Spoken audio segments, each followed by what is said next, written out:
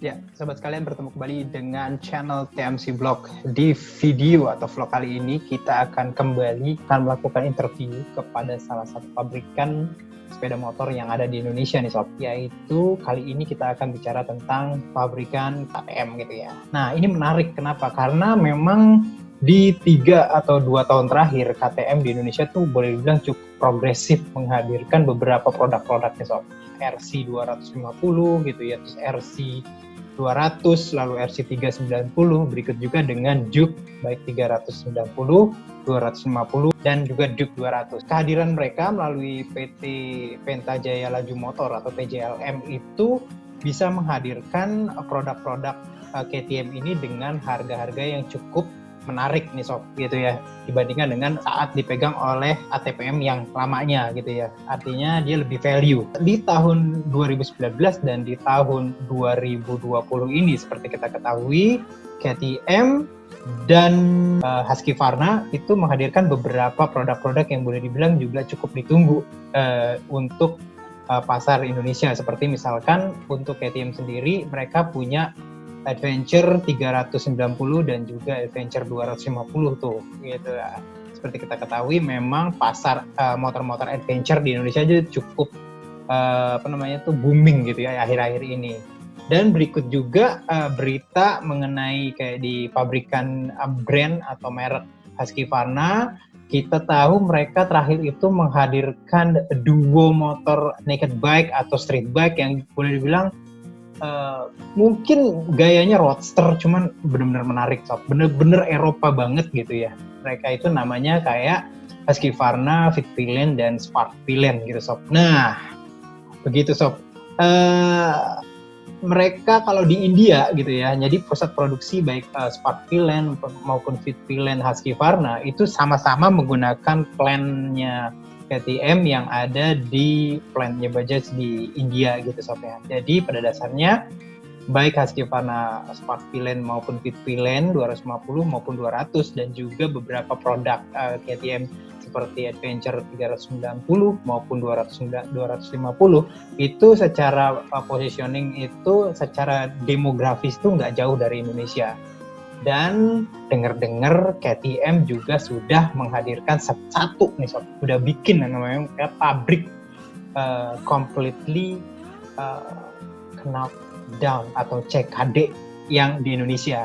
Nah, untuk mengkonfirmasi semua ini nanti kita akan langsung aja tanya kepada yang bersangkutan yang paling tahu mengenai perkembangan KTM di Indonesia, Direktur PT Pentajaya Laju Motor, Pak Kristianto Gunadi. Nah, saya sedang menunggu nih hubungan dengan Pak Kristianto melalui layanan chat di online ini. Kita akan langsung bertemu dengan beliau. Kita sedang menunggu Pak Kris untuk join dengan kita. Wah, Pak Kris sudah masuk nih. Ini Pak Kris. Halo Pak Kris. Ya. Wes, ya Pak Kris. Sehat Pak Kris? Sehat. Oh iya, alhamdulillah. Di mana nih Pak? Posisi di Jakarta atau di mana? Di Jakarta. Oh iya. Ini menarik banget Pak. Mengenai sekarang kan Pak Kris sebagai Direktur PT Pentajaya Laju Motor nih ya. Itu kan ya betul. Yang merek KTM di Indonesia, dan memang secara 2-3 tahun terakhir tuh KTM di Indonesia semenjak dipegang oleh PT PJLM itu cukup banyak menghadirkan gebrakan, terutama menghadirkan produk-produk yang value ya, seperti kayak misalkan RC series mulai dari yang cc-nya 200 sampai 390, lalu ada Juke yang 200 sampai 390 gitu Pak. Nah, ya. Sekarang ini kan kita lagi masa pandemi ini Pak, ya kan. Nah, seperti apa update dari KTM sendiri Pak, KTM Indonesia pada dasarnya Pak? Ya, jelas pandemi ini sangat berimbas kepada seluruh sektor ya, termasuk kita juga di sektor industri di motorcycle, di mana ya kita masih mengikuti rekomendasi dari pemerintah untuk PSBB, jadi kita belum ada aktivitas secara di industri, kita juga belum buka, apalagi kita punya assembling plant itu kan adanya di Gresik di Jawa Timur, jadi yang merupakan daerah yang terdampak cukup berat saat ini. Jadi sampai saat ini kita belum ada aktivitas yang signifikan, kita masih work from home. Kalau untuk yang di kantor Jakarta ya mungkin nggak tahu, kalau kita lihat perkembangannya sampai tanggal 4 ya kemungkinan kita akan follow regulasi yang ada. Jadi saat ini sih kita belum ada kegiatan secara offline. Jadi kita semua masih work from home dan hanya dilakukan meeting-meeting mingguan melalui aplikasi kayak seperti Zoom meeting ini. Oh ya gitu Pak Kris. Untuk factory mungkin seperti itu. Tapi bagaimana mengenai jaringan Pak? Mengenai jaringan penjualan, layanannya seperti apa? Jaringan penjualan juga saat ini terutama kalau kita melihat di Jabodetabek juga masih tidak dimungkinkan untuk opening showroom karena tetap showroom belum mendapatkan satu izin untuk kita bisa buka. Ada hanya certain sektor yang bisa kan, seperti supermarket, kemudian apotek itu yang boleh, tapi kita masih belum bisa buka. Jadi untuk penjualan sendiri saat ini hanya via online, itu yang masih bisa dilakukan. Ya, mengenai layan after sales Pak, seperti kayak misalkan ada teman-teman yang punya KTM Duke atau RC series, kalau untuk service gimana Pak? Service beberapa network kita masih melakukan, jadi appointment base ya. Jadi kalau mereka ada satu appointment, itu diatur waktunya, jadi betul-betul limited appointment, by appointment aja ya. Ya, untuk limit. Nah, ini menarik. Pak Kris tadi sudah buka mengenai kehadiran assembly plant ya. Kita kenalnya sebagai kayak pabrik CKD gitu loh Pak, kalau rumor yang ada di kita. Nah, itu update-nya per awal Juni 2020 ini kayak apa Pak? CKD seperti informasi yang terakhir yang kita update juga. Jadi seluruh perizinan kita sudah selesai.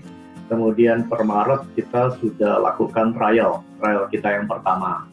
Trial pertama kita sudah lakukan untuk CKD dan itu sudah berjalan dengan baik. Tetapi sayangnya waktu itu sudah ada PSBB sehingga, dan kemudian di principal sendiri atau di main vendor sendiri seperti dari India, mereka melakukan lockdown yang mungkin jauh lebih ketat daripada di Indonesia. Mereka betul-betul full close down, jadi kita belum mendapatkan supply sampai dari hari ini. Jadi kita masih belum bisa sekarang untuk run production lagi. Mungkin setelah mereka reopening di Juni ini, kemungkinan pas timingnya, jadi mungkin sekitar akhir Juni atau Juli kita mulai start lagi. Jadi memang PSBB di Jawa Timur juga dibuka ya. Oh, jadi India sendiri sudah ada berita bahwa mereka akan memulai gitu ya Pak ya, Juni ini ya? India memulai untuk certain, mereka ada 3 lokasi factory di area-area yang termasuk green zone, itu mereka udah boleh start. Tapi di area-area yang red zone mereka masih belum. Oh gitu. Mengenai pengetesan sendiri atau uji tipe atau pengetesan CKD sendiri, itu produk-produknya seperti apa Pak? Mungkin bisa dijabarkan? Untuk CKD sendiri untuk 400 cc ke bawah kita semua sudah punya izinnya. Jadi TPT untuk CKD-nya sendiri kita sudah ada. Ya, jadi untuk kita sudah penuhi semua. Jadi kita sudah punya seluruh perizinan untuk seluruh model KTM di bawah 400 cc yang memang rencananya kita akan assembling di Indonesia. Nah, menarik Pak. Ini berarti apakah ini juga termasuk produk-produk yang benar-benar ditunggu beberapa teman-teman adventure yang suka adventure, seperti adventure yang 390 atau mungkin yang 250? Untuk tipe adventure juga salah satu tipe yang kita akan assembling di Indonesia. Jadi seperti tadi saya bilang di bawah 390, orange kita akan produksi di Indonesia. Adventure 250 sendiri belum, di India sendiri belum start untuk launching, tapi planning itu memang ada.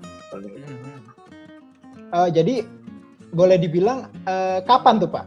Khususnya mengenai yang mungkin yang udah duluan ya Adventure 390 untuk KTM-nya. Adventure 390 sesuai dengan kita mengikuti schedule yang ada di India ya. Jadi kalau mereka sudah bisa memproduksi ini di bulan Juni, kemungkinan kita akhir Juni atau awal Juli lah kita sudah bisa mulai dengan asumsi memang industri sudah diperbolehkan kembali dan aktivitas untuk penjualan sudah bisa mulai. Kira-kira ada timeline nggak Pak? Perkiraan kalau misalkan PSBB sudah longgar dan semuanya sudah longgar, launching kapan Pak untuk 390 Adventure? 390 Adventure kalau tadi sesuai planning awal Juli berarti kalau memang PSBB ini relaksasi dengan kondisi new normal dan kemungkinan kita launching end of June.